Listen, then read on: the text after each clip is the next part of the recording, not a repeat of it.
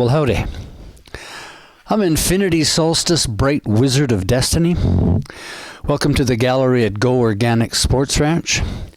Beside me, I have a silkscreen here advertising one of Mad Woman's art shows in Vancouver on Carroll Street at the Moonbase Gallery.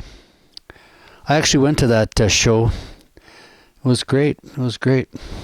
By appointment only on Sundays. Anyway, this video blog is called Your Phone Doesn't Know Everything.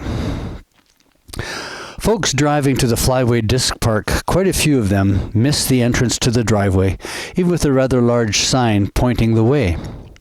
Some of the internet directions are off by a few hundred feet or more, so instead of turning in, they slip on by to my son's driveway, pull in there, and are told they missed it, or they pull in too soon to some of my other neighbors' places erroneously.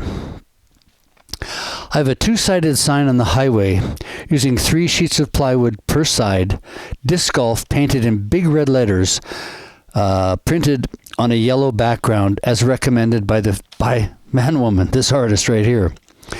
He said that color combination you would be able to read driving by at 70 miles an hour. People do see that sign because they are driving, but once they turn off the highway onto the back road across the Columbia River and the wetlands, they must start using their phones. There's another fairly big sign just before you turn onto Thomas Road and head the 4 remaining kilometers to the disc park. And I suppose driving 4 kilometers without another roadway to see, they start to count on their iPhones or BlackBerry. Just kidding. And so they miss the entrance to the #1 disc park in the universe, according to Jerry Johnson. I'm a holdout from owning a phone, a handheld device. I wonder for how long I can last. So I see the effects of these devices are having on the world from the outside looking in.